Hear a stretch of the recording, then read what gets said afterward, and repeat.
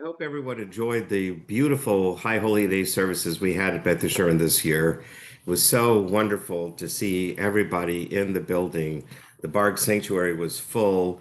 The Pulaski Roush Auditorium was nearly full. We had services in the chapel, services in Museum Minion, services for kids and families. It was just really wonderful to have everybody together. And also, of course, to be able to stream the services for those people who couldn't join us in person.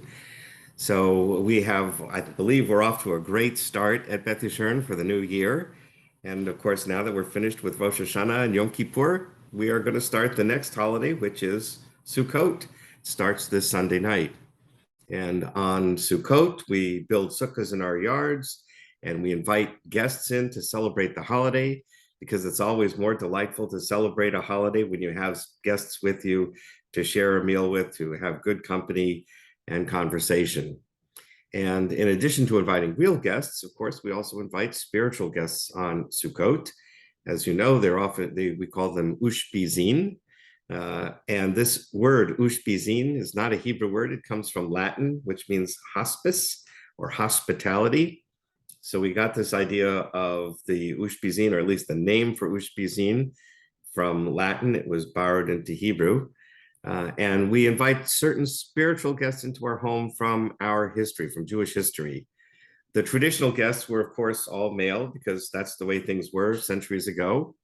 And so we invite the patriarchs, Abraham, Isaac, and Jacob, as well as Joseph, and then Moses, Aaron, and David. So those are the 7 guests, one for each day of Sukkot. And in modern times, we now thankfully also invite female guests, spiritual guests into our home. So for Abraham, we invite his wife, Sarah. For Isaac, we invite his wife, Rebecca. For Jacob, we invite his wife, Leah. For Joseph, we invite his mother, Rachel. And for Moses, we invite his sister, Miriam. For Aaron, we invite the prophetess and judge, Deborah, from the book of Judges. And for David, we invite his ancestor, Ruth.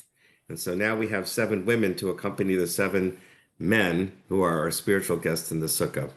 And we reflect upon their lives and what they contributed to our history and remind ourselves that we have a rich and quite varied history of all these different characters and their personalities and accomplishments and even their mistakes. And it reminds us of this wonderful long history that we have as we celebrate the festival of Sukkot with real guests and spiritual guests. So I hope you'll join us for services this Friday night at 6 o'clock, Saturday morning at 9:30, and then join us for all the events that we're doing at Beth Yeshurun. They are linked in the email that this video is linked to, and there are also some articles for you to read that will help you to further enjoy the holiday. So wish you a Shabbat Shalom and a Chag Sameach.